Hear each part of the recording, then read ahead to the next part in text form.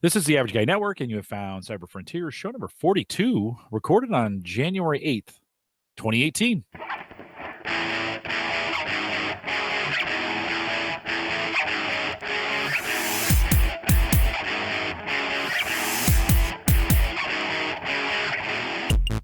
Here on Cyber Frontiers, we explore cybersecurity, big data, and technologies that are shaping the future. If you have a question, comment, or contributions, you can always contact us. Send us an email, jim@theaverageguy.tv. You can send that guy, actually, he's down here.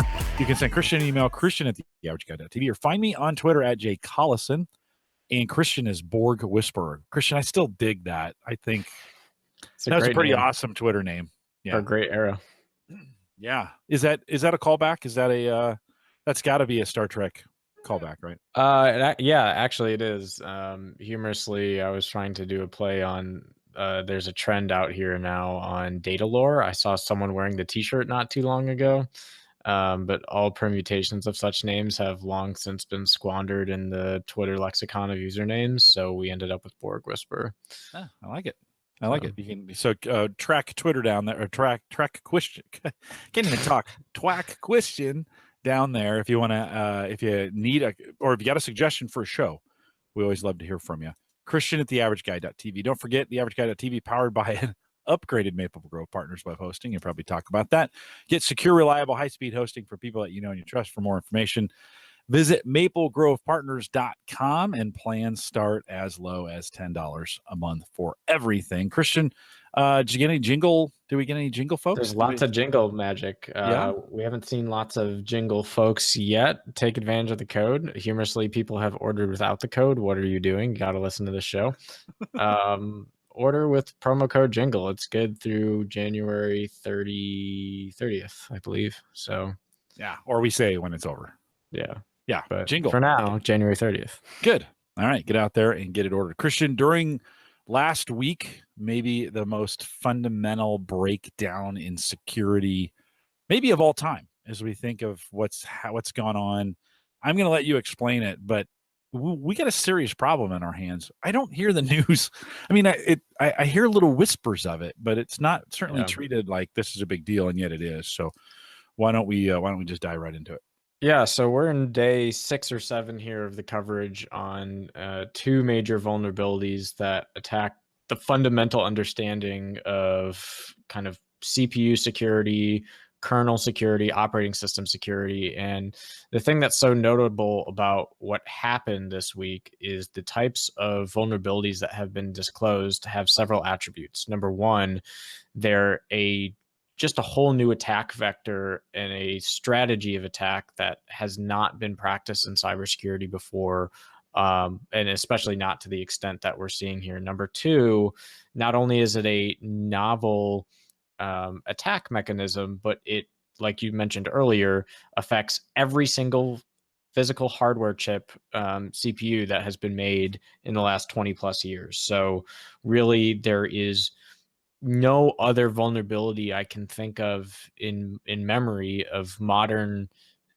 history that touches every single architecture and CPU and every single computer. You know, we've talked about how different attacks and attack types have different surface areas, but in this case, the surface area legitimately is every single thing that has silicon in it, whether it's your phone, your computer, etc. And what's worse about it is it's not like it's a flaw in software or a flaw in someone's operating system. It is a flaw that exists all the way down at the hardware level.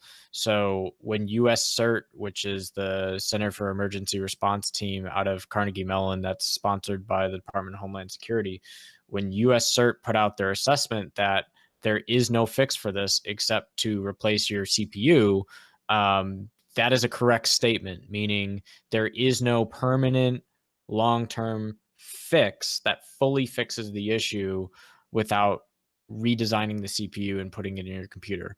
That just goes to show you what a fundamental, very basic understanding that has been shattered in how we've operated with computer security for decades now. With that being said, this vulnerability has been being worked on. It was primarily discovered by Google's Project Zero team and several academic researchers, one of whom includes a University of Maryland postdoctorate fellow from the Cybersecurity Center.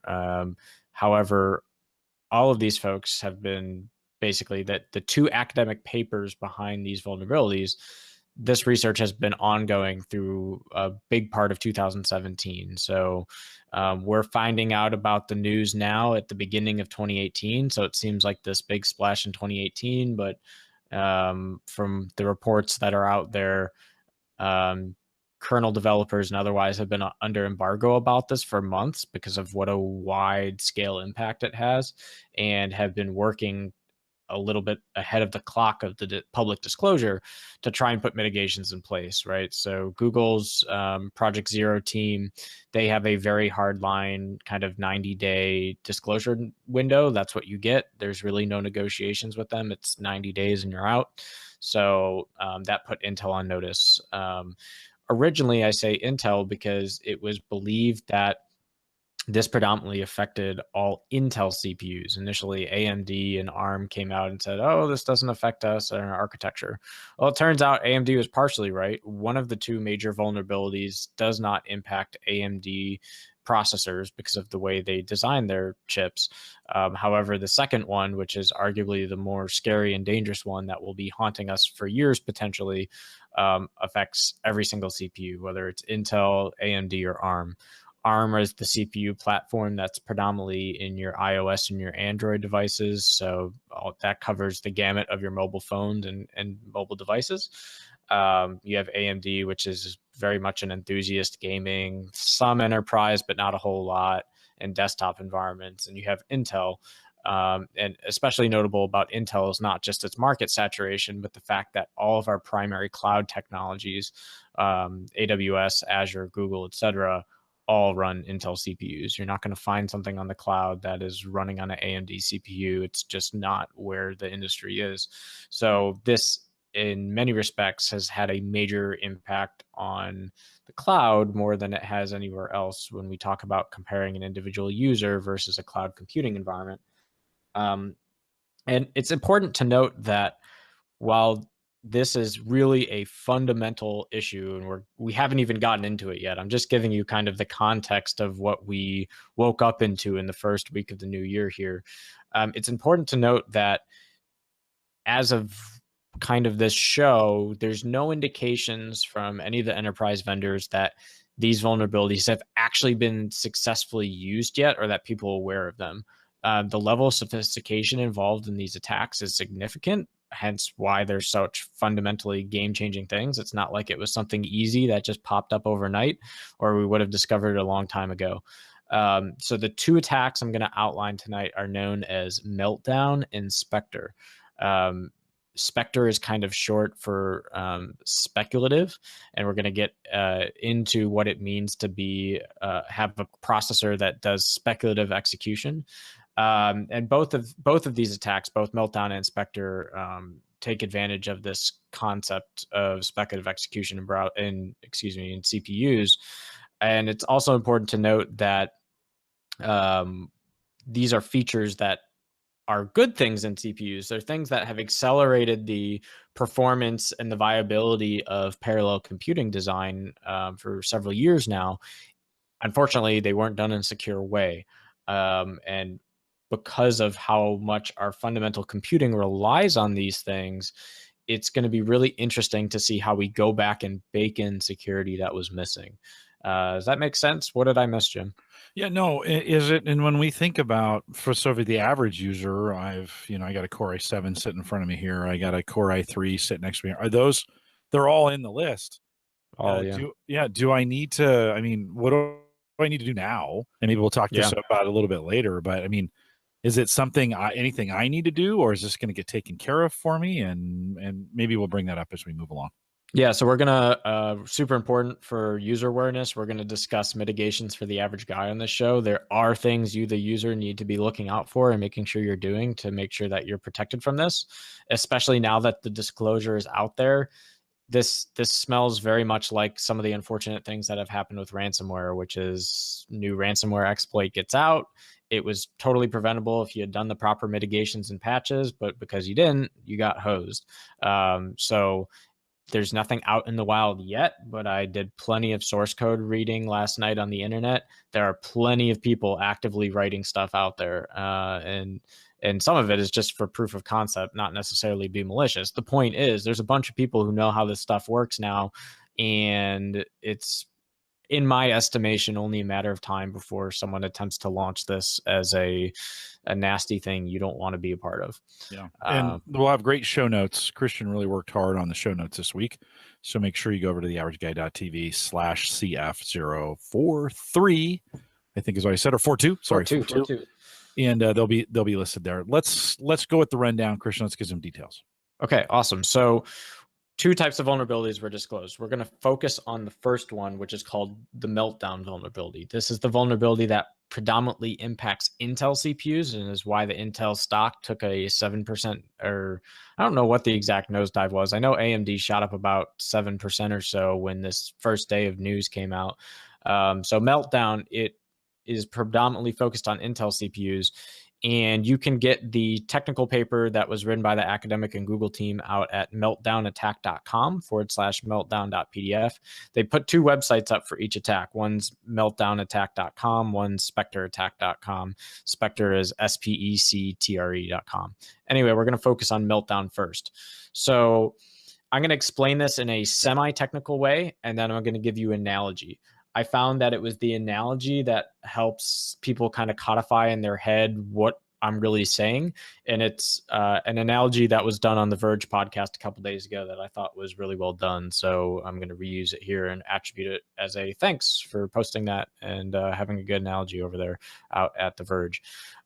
So Meltdown deals with a CPU feature known as out of order execution. So when we talk about how software runs on a computer, everything is linear. There's something called a program counter that keeps track of where the CPU is in executing a set or a series of source code lines, right? Software developers write source code that gets put into a compiler, creates compiled language. With source code, though, it's linear, meaning like you can think of the way a computer executes things as being entirely linearly, meaning it has to do this before it can do this.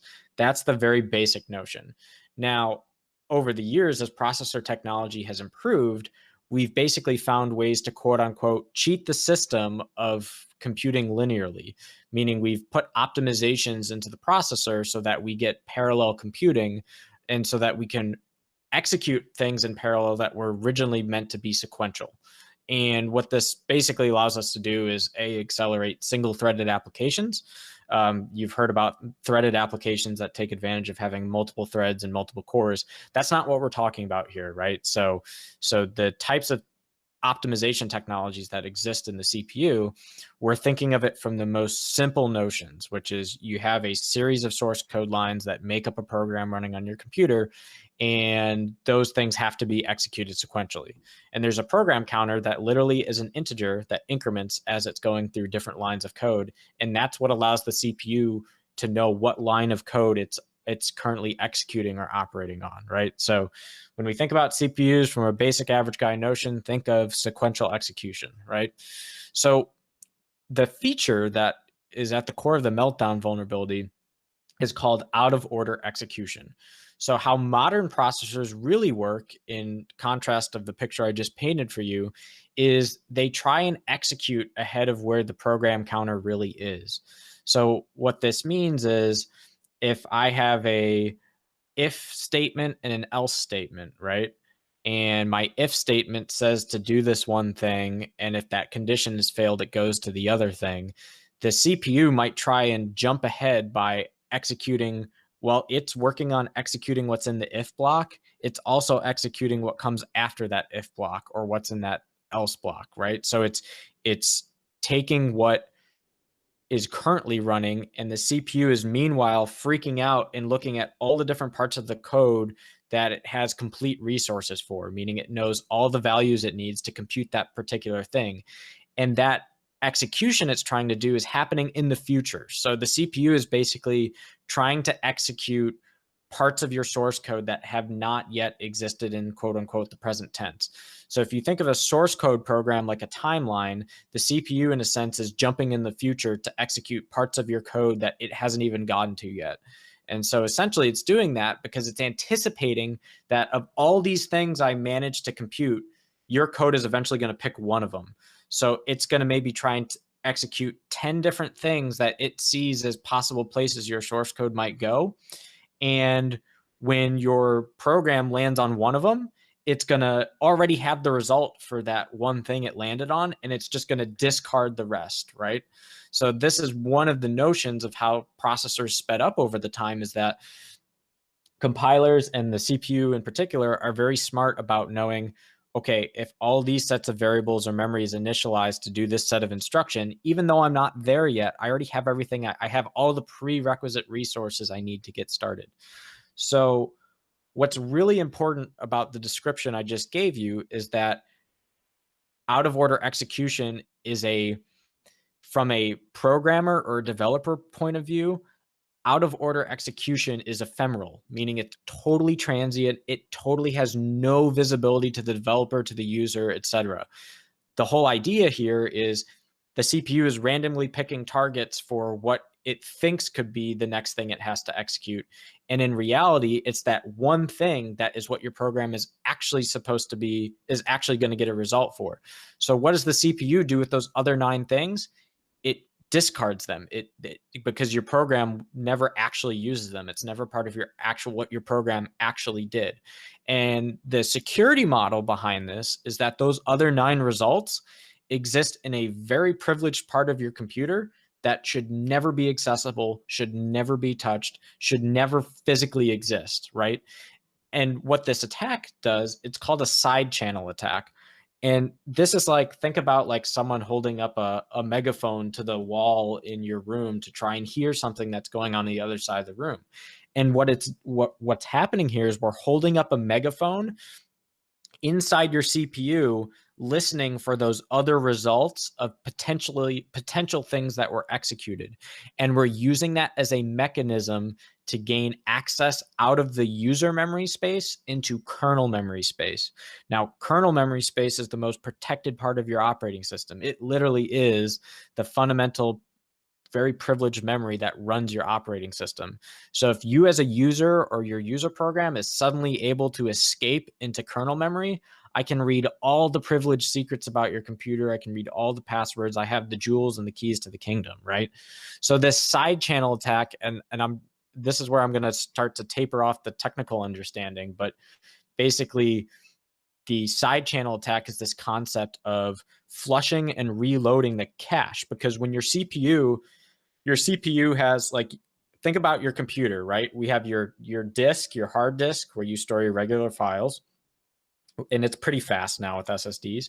You have your memory or your RAM, where things that need to be really fast for the program to do computations, it stores it in memory. And then you have your CPU. And on that CPU, there's something called registers. And each of those registers are designed to store very fast value. It's actually the fastest memory that exists in your computer. It's faster than your RAM. It's faster than your hard disk. It runs at like the speed of lightning, right? And these registers is where the CPU is trying to make computations and create results for all the different possible things it sees as potentially being a result. So what ends up happening here is this side channel attack is basically listening to that cache and flushing those values out. And it's a pretty complicated serialization mechanism that they use, but they basically serialize it and mechanize it in such a way they take those privileged secret values that should have never been released, and it gets pushed back into main memory. And once they get it once, they can use this to then eventually over time read out and dump the entire contents of your memory, whether it's kernel or user.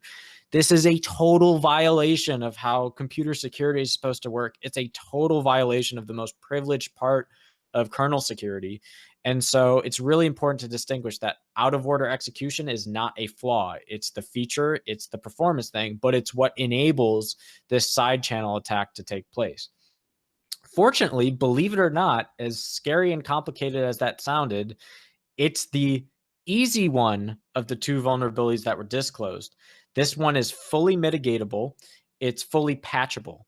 So what has happened here is operating system vendors have released a patch that properly isolates the kernel memory space from the user memory space, basically rendering this type of side channel attack unable, it fully mitigates the side channel attack from existing. So as far as Meltdown is concerned, some of the operating system patches and stuff we're going to talk about for what to do as the user, fully mitigatable for Meltdown. But this is super scary, right? Because this is one of those things where, at least for this first one, we're very lucky that it actually is fully patchable in software, because the other one isn't. And that's where we're going to start to talk about some of the longer term trends.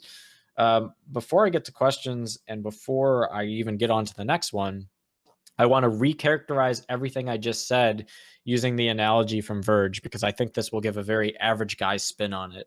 So think of it, and this is a very bizarre analogy. I didn't come up with it, but hopefully it makes sense. So think of this as the bank heist analogy. So we're in a science fiction world where parallel universes exist, right? The whole concept of parallel universes is that there's a version of you doing a slightly different thing in each parallel world, right? So I'm the real you, you're the real Jim.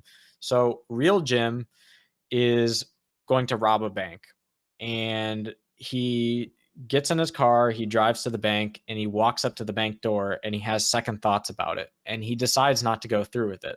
So that's what the real Jim did. He went up to the bank door and he's like, you know what? I'm not really a thief, so I'm out. So he's kind of standing at the door rethinking his life.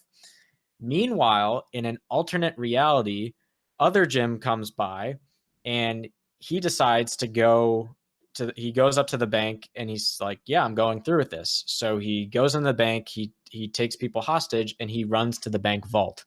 Now, inside the bank vault exists Christian's secret Netflix password. And this is where Christian stores his Netflix password so that no one else can log into his Netflix. He saves it in his bank. He only looks at it on paper. It's not stored anywhere else. So other Jim in this alternative universe makes it to the vault. But remember, as soon as I open the vault, there's a security guard waiting inside that vault who's going to shoot me dead on arrival. Like, I'm not going to make it out of the bank. So as soon as I open that vault and read the piece of paper, the guard is going to shoot me. So in this parallel universe, other Jim makes it to the vault and reads the Netflix password out loud just long enough before the guard shoots him. So in this parallel timeline, let's review what happened. Other Jim walks up to the bank, runs into the vault, screams out the Netflix password, and the guard shoots him dead. And that's the end of that reality. Now, back in the real reality, the real Jim has a secret listening device that he's holding up to the door of the bank.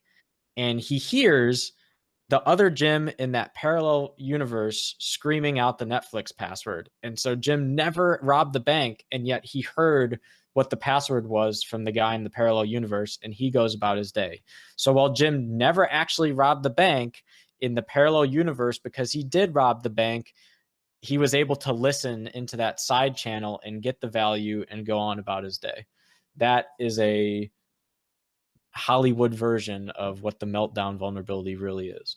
I understand it. I mean, and I'm in it. That's great. That's the best part about it, is that I'm in it.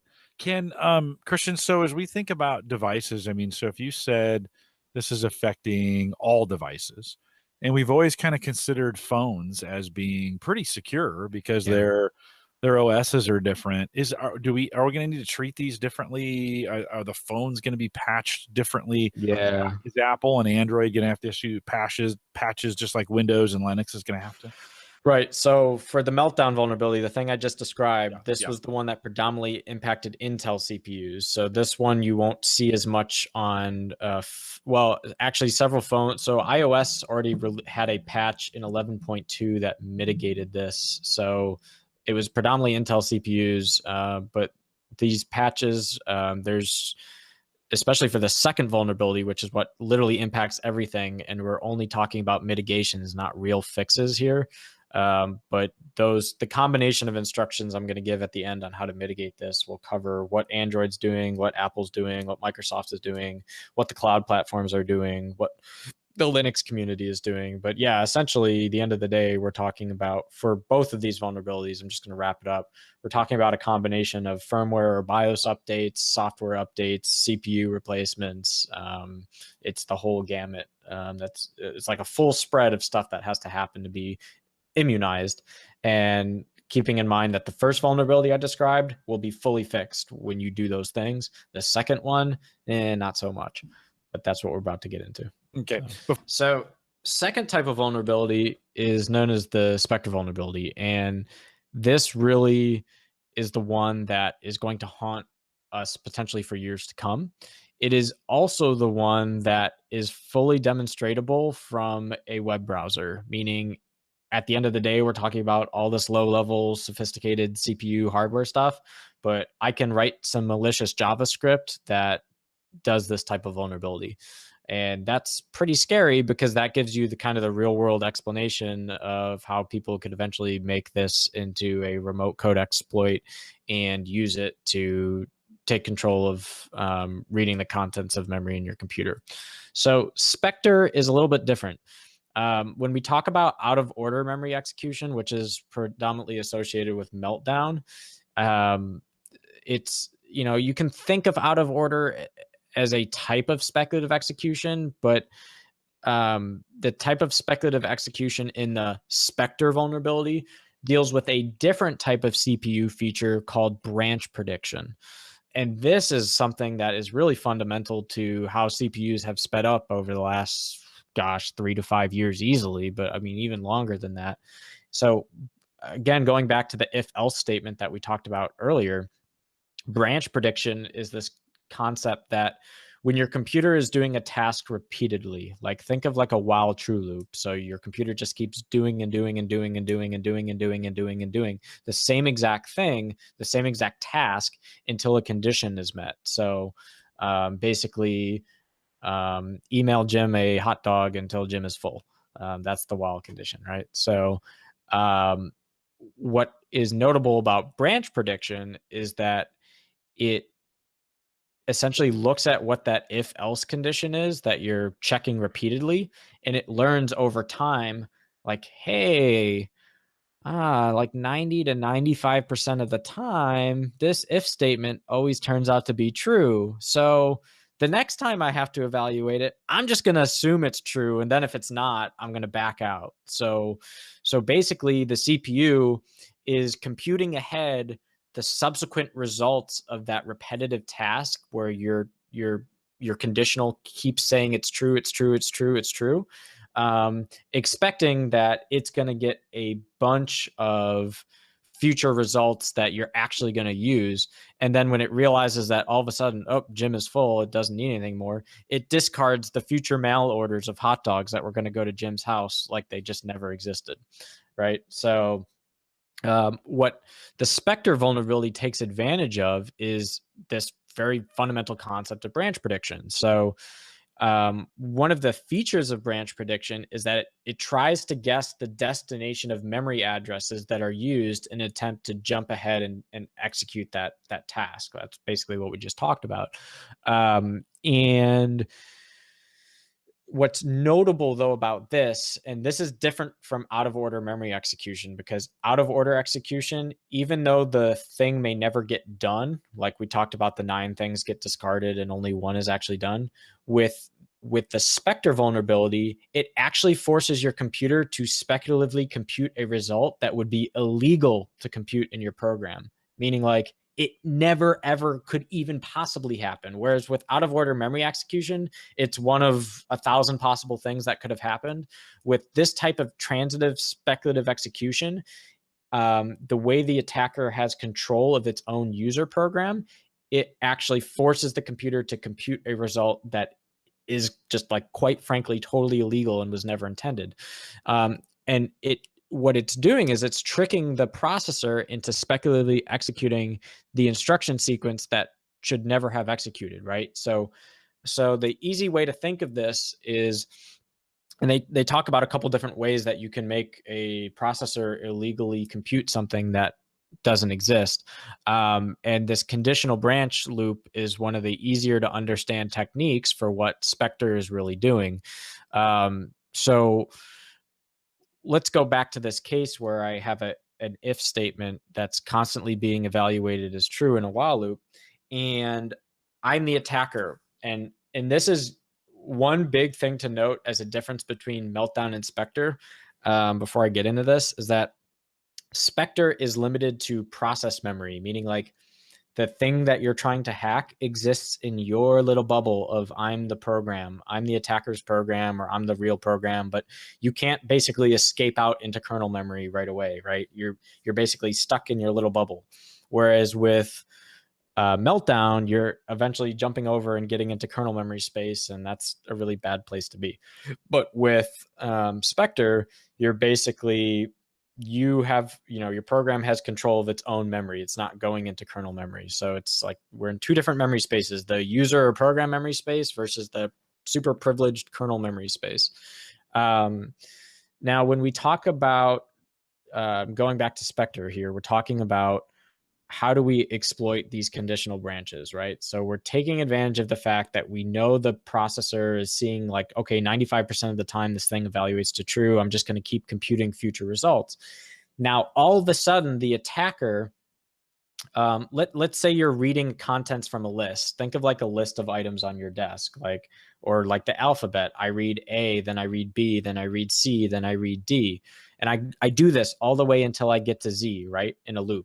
So I'm a teacher, I'm in a classroom, I'm reading the alphabet to my students in a loop, A, B, C, D, and I'm currently reading X to my students in real life. But in the world of the CPU has already started reading W, X, Y, and so it's calculating off into the future, right, to complete this set. Now, I, the attacker, am controlling what letter am I currently on? Like I'm currently on C, then I'm on D, etc. So while this computer is going off on a horse race to try and compute the future results in that sequence of letters, I suddenly tell my computer at that memory address, hey, JK, I want to read a letter that exists past Z. I want to read Z1. Well, Z1 isn't a valid thing in our alphabet, right? But I just told the computer to try and read it.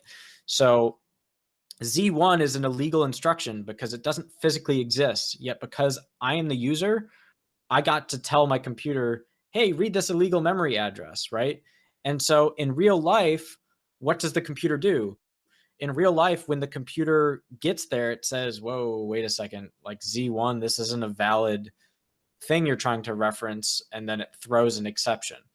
But in the world of speculative execution, the computer has no idea that Z1 is not part of your alphabet.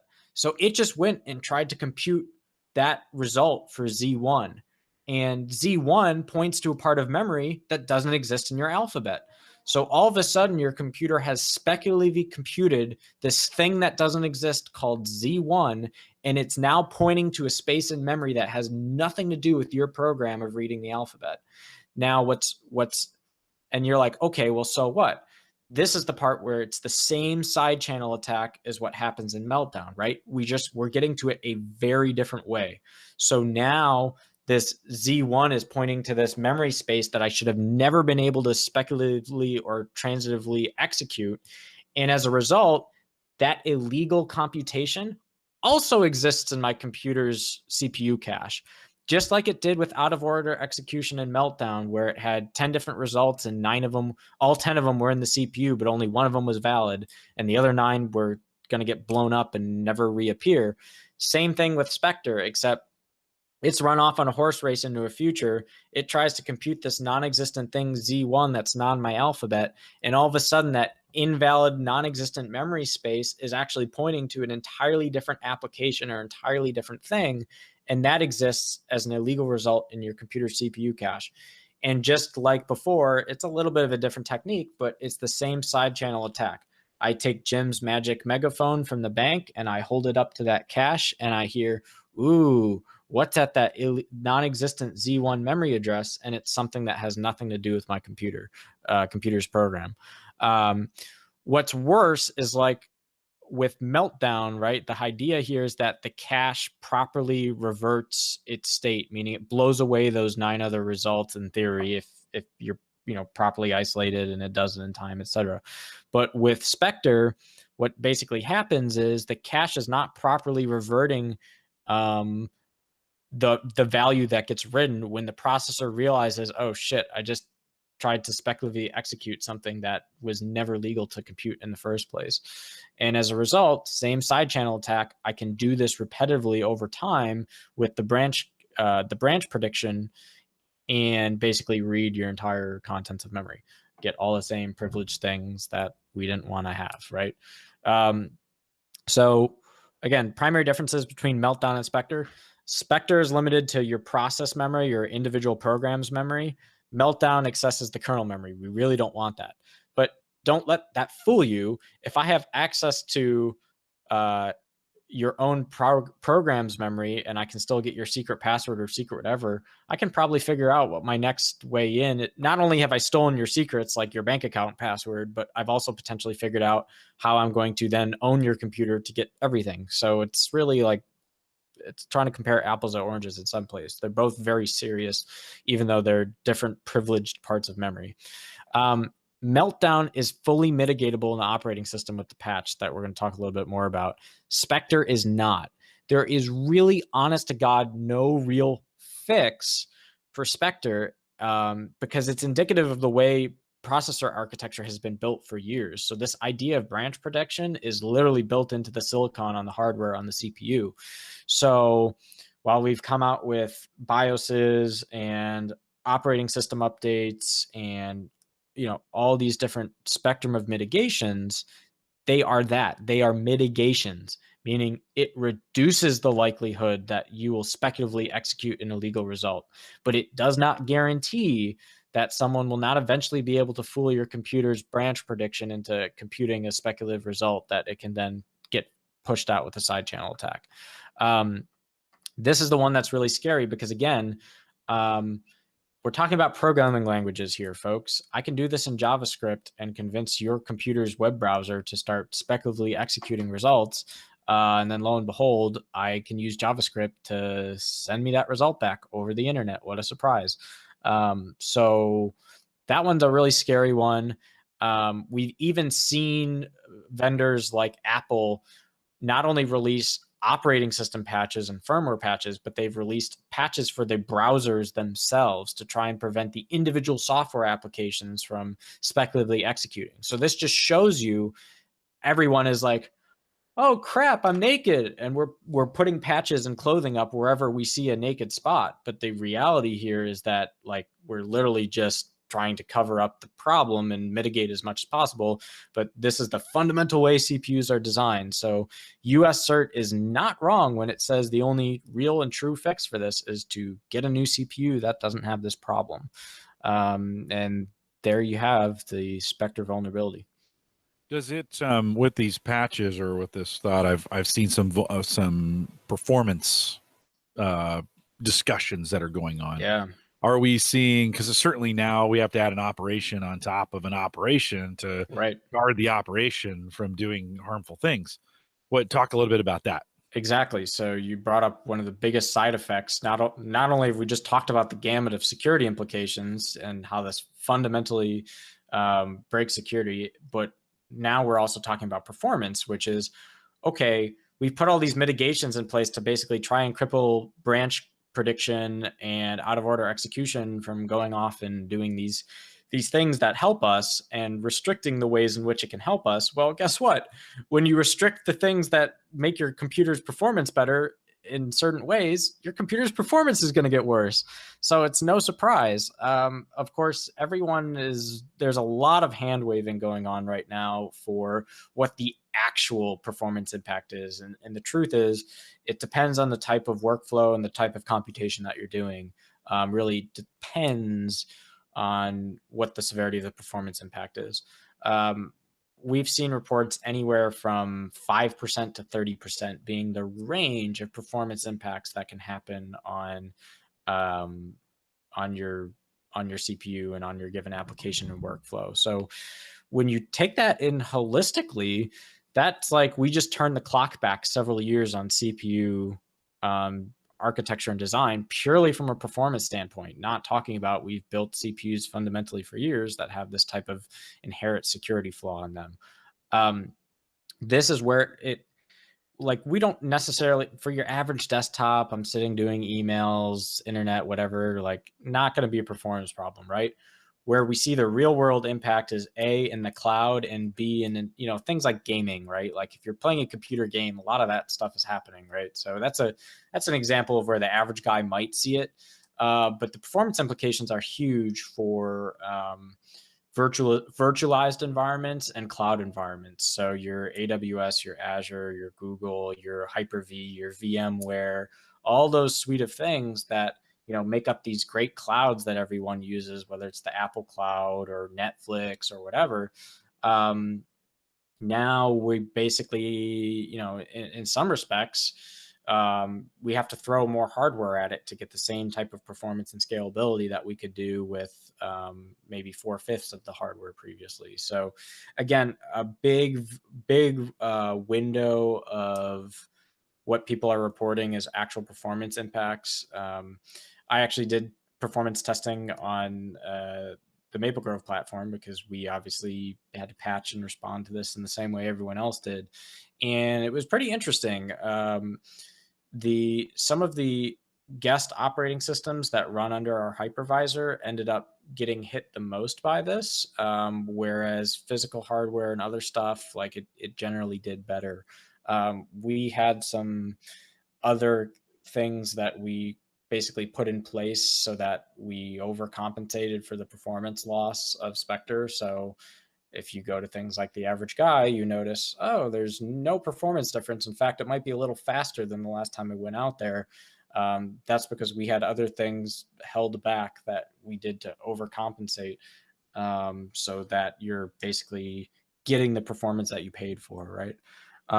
But you know, this is a problem that everyone's looking at. So you know, we had ways of doing it, but for other people, it might be, you know, now I got to scale up another 10 instances to be able to do the same thing that I was doing before with 5,000 instances, right? So that was the wrong ratio. Let me try No, that but again. I understand. No, but I Yeah, understand, right? It's a you're going to have to, you know, it may be 1.5, 1.25 right, times the amount of resources it took before to complete the same customer right. SLA that you might have, or you know what's there. Christian, if for example, say Intel says, and they never will, but say they said, all right, we're replacing all the chips. Could this physically, I mean, do they know, one, do you know if they know what what the new architecture is going to take to fix this? Can it be just merely fixed in silicon and new chips be issued? And will chips in the future, I mean, you got to imagine something's going on at Intel or the rest of the chip manufacturers to go, oh, okay, we got to do something different. Yeah, Will they fix this in manufacturing in the future? And in theory, could I buy a new chip and replace it if that's what I wanted to do? yeah. A lot of questions there. Sorry. Yeah, no, they're all spot on questions that everyone is asking right now. I think in the short term, the answer is going to be like no, because I think it's going to take them a while to figure out what is the hardware change that fundamentally fixes our ability to do branch prediction in a way that is not vulnerable. And so they probably have some ideas on this now, but in terms of like testing CPU, like this is all going to be baked into the future design of chips that they probably have in beta right now, right? So I would say expect a minimum of 1 to 2 years for them. You know, it's if they have to move away from branch prediction as we know it today into something new, it could take longer. I don't see that necessarily happening. I mean, branch prediction, at least the concept of it, is definitely here to stay. It's just a question of how you do it securely. And so I think that's going to take a couple years to figure out in hardware. Hence why this might always be kind of lingering over the industry for a while. In terms of what was your other question? Hardware, can they fix it? The future, you don't know. You just kind of said that it's going to take a while to get this Yeah, done. With Spectre not being fixable, then, so to right. speak, does that mean? So what does that mean? I mean, are we all vulnerable, or So it means do you that disagree? you're theoretically vulnerable, and the most you can do is put all these mitigation patches in BIOS firmware in the operating system, etc., to reduce the likelihood. But it's unclear whether or not they are full mitigations. I think Intel and most of the big players in the business will claim they're full mitigations, but you can't really.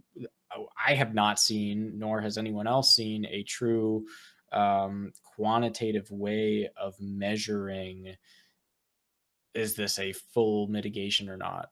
So what you're going to see is a lot of work towards making the mitigations in software better, meaning how can we keep applying the same type of mitigation in a way that doesn't cripple the performance. So I think we'll get to a place where the mitigations cover, you know, 95+% of the concerns with speculative execution in software, and then over time reduce the performance impacts that they have.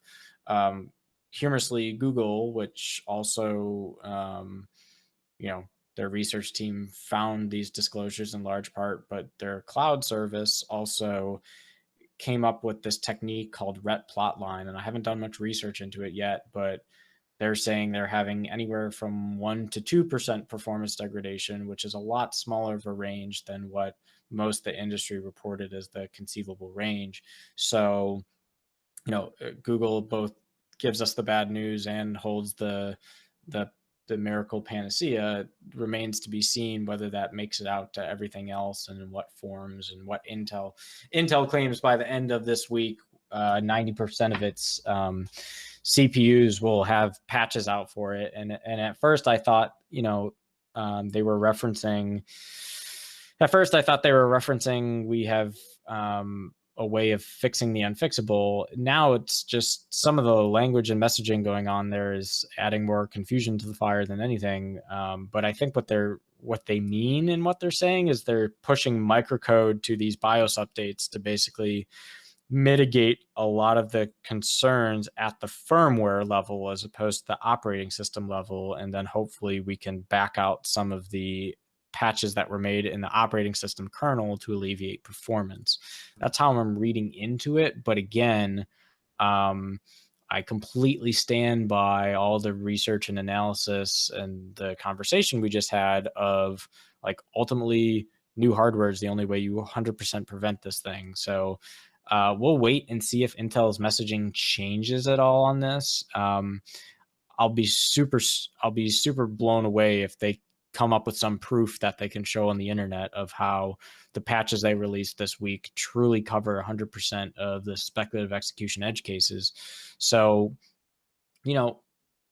now that all these mitigations are in place, like, twofold things. Number one, I see a world where, just like with ransomware, a bunch of people don't bother to patch or pay attention to this because, like you said, the news coverage was like super high for like a day or two. And then I think most people who weren't technical just kind of went off the radar map a little bit. And I think investors were kind of reinsured by some of the quick responses from industry. So they probably saw it as a non sequitur in many respects after a week. And so they're not looking at it big picture.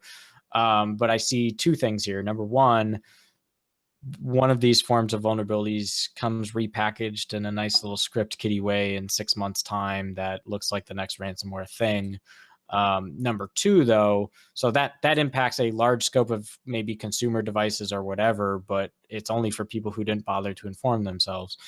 The second reality I see is, even for the enterprises and organizations that are fully patched and fully, did all the things they could do, if there's that 5 to 10% margin of error where the mitigation doesn't cover the speculative execution, it only takes an attacker getting lucky once to then, get into a Fortune 500 or God knows what else, right? So I see kind of the larger surface area for people that don't patch, and I see the get lucky once scenario that could have equally damaging impacts. So yeah, like I said, comes fundamental at CPU security.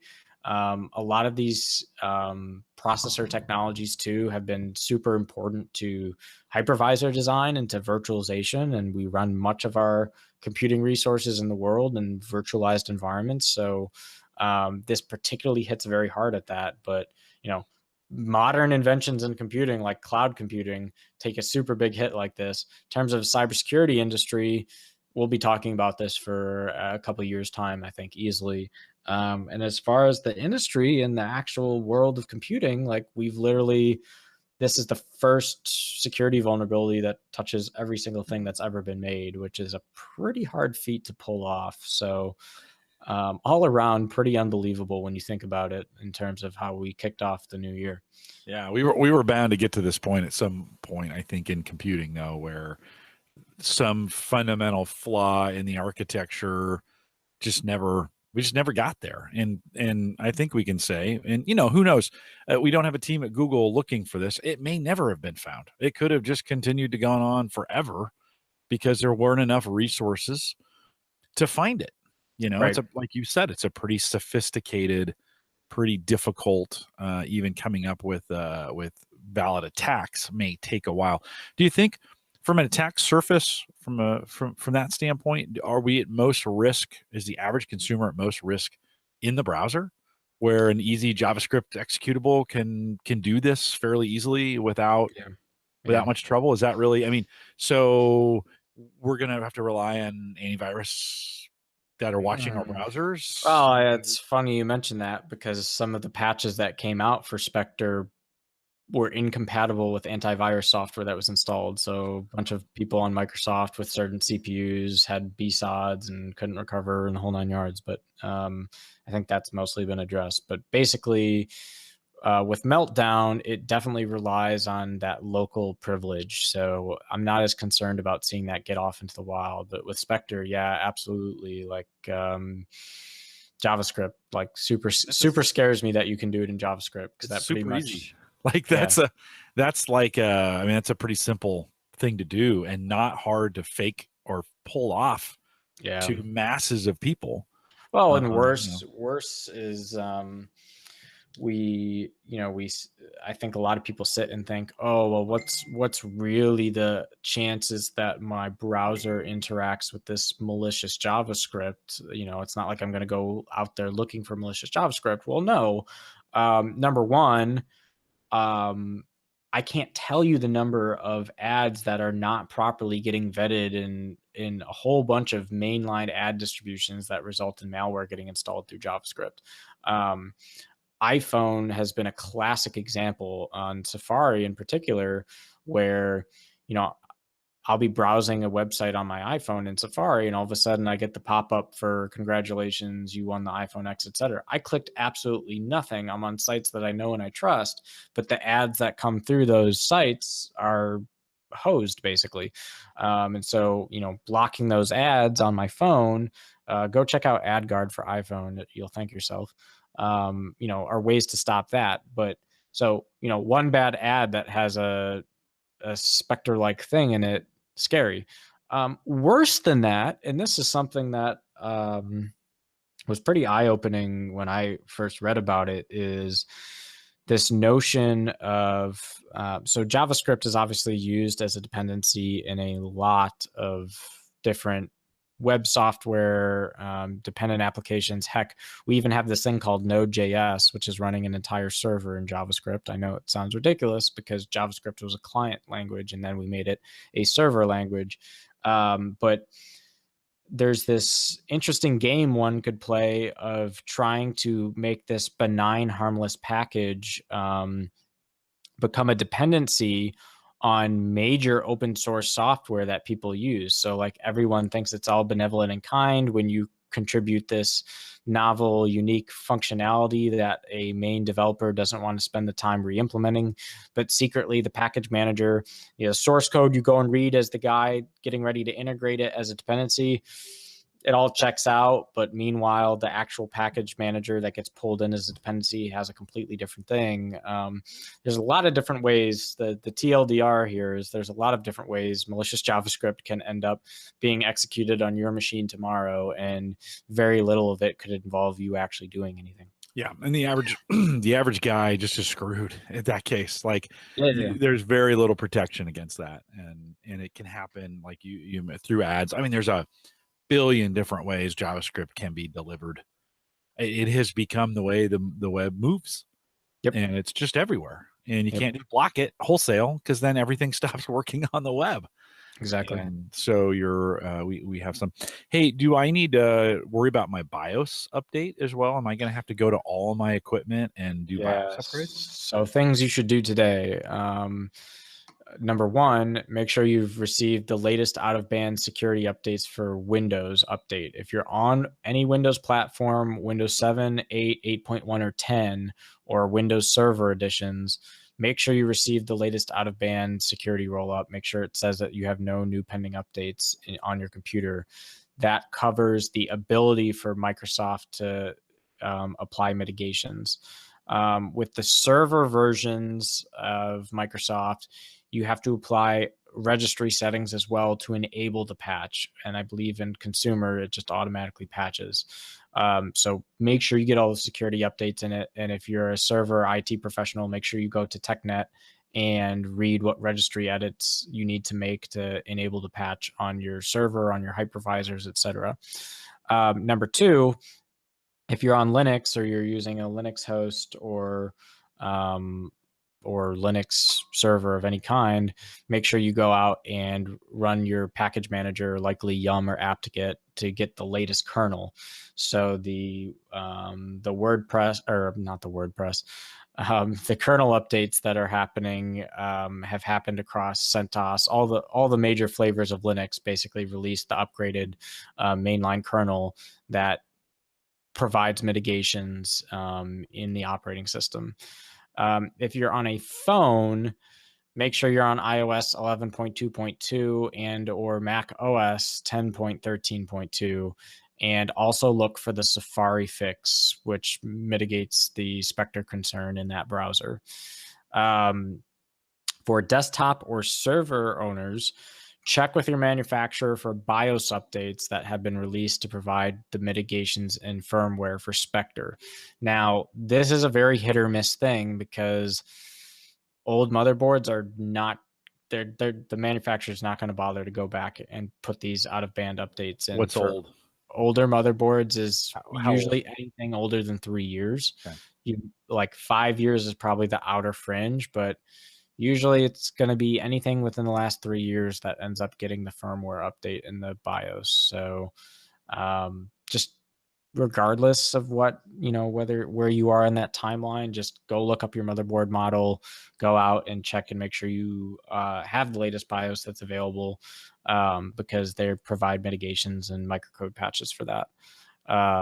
So those are pretty much the 3 things you need to go and do. Ken is asking in the chat room, any links to a guide to patch systems correctly, or any tools that will tell you if it's patched or not? Yeah, maybe like a check. that's tool. right. So there's a tool for the Windows Server community that is a PowerShell add-in that will show you the status of your operating system's patch level. It'll show you whether or not you have the Windows Update properly installed.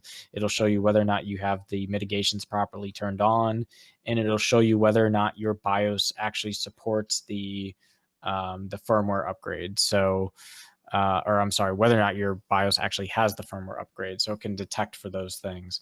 I had the link in the show notes, and I also posted in our live chat here the link for the speculative execution PowerShell script. Now that's just for the Windows Server stuff. For Linux, if you own any Linux boxes or web hosting servers or whatever, run sudo yum update or sudo apt-get update to make sure that you pull in the latest kernel. What's really important with all of these things, though, is keep in mind that because we're talking about fundamental operating system stuff that's changing, you got to reboot to make sure that the patches take place. So it's not enough to install the patch and then leave your computer running for 6 months like I do at a time. So reboot after you install those patches. Make sure you, in the case of Linux, load that new kernel, see the new kernel version, type in uname-a to see the new kernel version you've loaded. For Windows, make sure that you reboot and it says there's no further updates to install, then you're good there. Make sure you go out to your motherboard page, see if there's a new BIOS. If there is, flash it, reboot it, etc. And for the phones, phones pretty much force you to reboot when they do an update, so there's no real concern there. And both Android and Mac basically have the ability to both update the actual phone operating system and the firmware on your phone when those updates come in. So there's no real firmware concern from that standpoint. If you're going to get an update, it's going to pop in as an automatic update for your phone. Okay. Make sure things, I mean, it's going to be a busy weekend. Yeah, busy week. I think it's going to be. Is everything ready to be patched at this point, or will there be more patches coming over the coming months? Yeah, more about this. A lot of the initial patches, I mean, have already been out. So within like the first day of disclosure, several major enterprises had already started rolling out all their patches. But I expect to see either revisions to patches from what's already been done, or as Intel continues to come out with new mitigations and patches for microcode. Like some of the patches are still basically making their way, so to speak. So I expect this type of patching game to go on for another couple weeks. But a lot of the stuff is already out there for you now to go and get a mitigation, and then we'll see if the mitigations get better over time or not. Yeah. Well, I think they're going to learn a lot through the process, and like they found this, there's probably a lot more things that this uncover. I don't. This may not be the end of the story. When we get down to this, when you get down to this, we are down looking at we're inside the nuclear power plant and it's on fire. Yep. And it's, and I think we've decided to put some concrete around it to try and keep it, to kind of keep it isolated. But I think once we start getting in there, they're going to start finding some things that are like, it's a lot worse than we thought. Right. And I, once monetary gain can be gained from this, there will be all kinds of creative people that show up with all kinds of ways to exploit this in some way. So yeah, it could really rock. It could really rock the. I mean, if you can't trust, what if we get to the point where you can't trust your CPU? You're like, I mean, that's the place we're in right now. We're in this place where it's the current trusted computing model is, well, we think we can trust it, and that's not trusted computing. So, essentially we're at a point where, regardless of the short-term haggling with patches and mitigation this and mitigation that, the longer-term trend of we need to fundamentally figure out how to change CPU architecture to deal with this, that's not going away in a month, right? That is going to be a conversation and work for all the chipset manufacturers to do over the next couple of years. It has security, like I said, it hits the trifecta. It has security implications, it has performance implications, and it gets right at the foundations of when we talk about trusted and confidential computing. I mean, yikes. It slashes through all that. So a lot of the security models that we've built over the last 10 years have been based on assuming that these things work correctly. So the fact that we just pulled the rug out on those assumptions, that's a horse of a different color. Yeah, it's actually the Y2K problem in reality. In a sense, right? With Y2K though, it was at the end of the day, it was a lot of software that had to change. Right. With this, we're talking about hardware. In my estimation, it's a different level of Y2K in the sense that, yeah, there was a lot of fever pitch and some of the fever pitch wasn't warranted, but a lot of it definitely is, because this is something that is not a Y2K, a bunch of developers get up and huddle around a corner and figure out how to make the memory space bigger so that when everything flows over to the year 2000, nothing dies. It's not nearly as trivial as something as a date counter and an integer overflow and what the security implications of something like that are. It's like literally, this is how your CPU works. These are the assumptions we've operated on parallel computing for the last 20 years. Oh, guess what? They don't have the security assumptions that we told you they did. So yes, they're very performant and fast, but no, we can't give you 100% guarantee that it follows the security model that we've written RFCs and a whole gob of other documentation about for the last 20 years. Imagine if they said, you know that 250-bit encryption that we thought, no, it's Yeah, actually no. super. You could breach it GG. super easy. Yeah. Well, and I kind of what I meant with the Y2K thing was that was kind of overblown and overhyped, and we spent billions to handle a problem that really probably didn't exist for the most part. I mean, it was there, but this is going to be. I mean, this is really there, and this is really going to be a problem. And I don't think we've seen the end of it. From what I think we're going to start digging into that chip. How'd you like to be at Intel right now? Like the guys who started this, they're long gone. Like they're not. It's not like they've. I mean, those. I bet those Maybe. engineers. I bet those engineers are gone. I mean, some of the senior engineers and architects of this stuff, you'd be surprised how long they roam around the halls. How'd you like to be them? That would be like, How'd you oh, like to be the senior tech fellow that, came up with the early models of branch prediction? You're probably sitting there going, shit. he or she has just disappeared. Yeah. It's like, where'd they go? I don't know. Yeah, I don't know. They're not out here on the planet anymore. Well, gosh, it's good overview, Christian, and a good reminder. I think great steps to take. I do not look forward to having to check every single computer. The updates are easy. The BIOS updates are a lot harder, I think, for most people, is to make sure their BIOS is updated. That gets, for some hardware, that gets tricky. It's just not as easy as going into your Windows settings and making sure. I mean, and like for smaller shops too, like doing the rolling firmware upgrades across devices that have slightly different BIOSes or motherboards, if you're not running a consistent fleet, or, making sure you get the right BIOS on the right box, Right. making sure your redundant power is in place. Like, it's doing the rolling BIOS thing is like, yeah, regular enterprises can handle it no problem, but it's not necessarily average guys flashing their BIOS generally scares me. I don't even like to do it. I'm not a big fan of it. Yeah, I have gobs of data points from biosmods.com on how this goes utterly wrong. So yeah, I'm not a big fan. I'm kind of gripping right now thinking, oh God. All right. Well, and I've been doing some work on some plotting, and I need those things to run for a while, and I'd shut down the Windows. Now the security updates will make their way, but I had shut off the regular updates for Windows because I just don't want that freaking thing rebooting all the time. Yeah.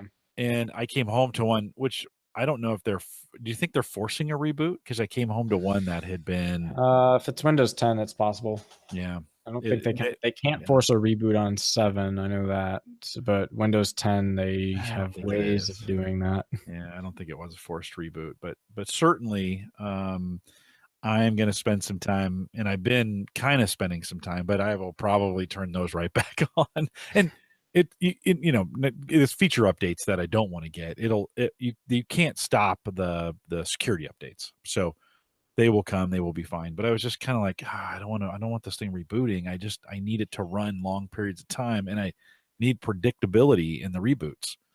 And but I think I'll probably get down to weekly, Saturday afternoons, update, reboot everything. It'll be good for at least a week, and I shouldn't have to worry about it at that point. So, well, Christian, thanks again for all that research and all that work. Does that play into all with what you do for a day job? Do you have to deal with any of this kind of stuff?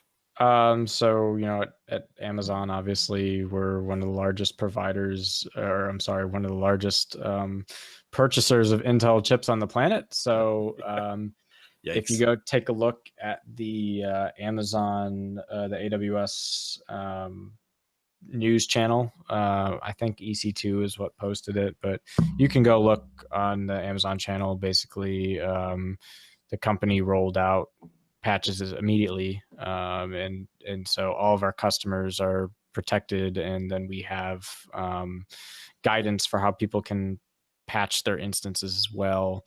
But this is something that pretty much anyone who works in IT remotely, they were dealing with this week in some shape or form. Yeah. Maybe not directly being involved in the patching or whatever, but being situationally aware. Absolutely, yeah. Well, I have been watching the Maple Grove instances coming up and down. Yeah, I have the Robo whatever it is that tells me, and I was like, oh, Okay, it's patched. So you and Gary have been at it, and so thanks for keeping us safe.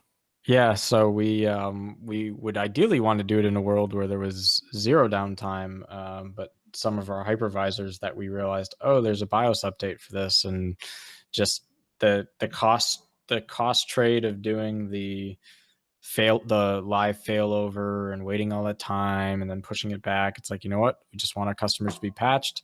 And most of the customers on that box are going to accept 5 minutes worth of downtime. So seems like a pretty good cost trade for now. We'd never do this in the enterprise, but Maple Grove security comes first before everything else. So Yeah, I'm sorry. We're no. mostly failover complete, but like you said, I'm one of those customers. just I'm like, those just times. fix it. Yeah. Take it down. 5 minutes at the average guy.tv. It's not going to break anybody's heart. Yeah. They'll be fine. And so get them. But it was interesting to see the patches or to see the up and down parts happening. I kind of know when you're doing maintenance, and Yeah. I'm like, oh, okay, they're doing maintenance over there. So good job in keeping us safe. Will, if you have any questions, comments, contributions, you've got ideas for Christian things you want to have them cover in the future, send us an email, jim@theaverageguy.tv. They should really go to Christian at theaverageguy.tv. He really sets the agenda here. I do all that over at Home Gadget Geeks, but he really sets the agenda. I'm just the stooge who shows up and does all the audio recording and make sure it gets out there. Christian does all that stuff. So you can do that via email. Probably the best way. Track us down on Twitter at @JakeAwesome, or out there. We hope you enjoyed it, and hopefully it was beneficial. We'll stay around for a tiny bit of post show. It's a little late, so we won't stay around too long. But we'll say goodnight, everybody. Good night.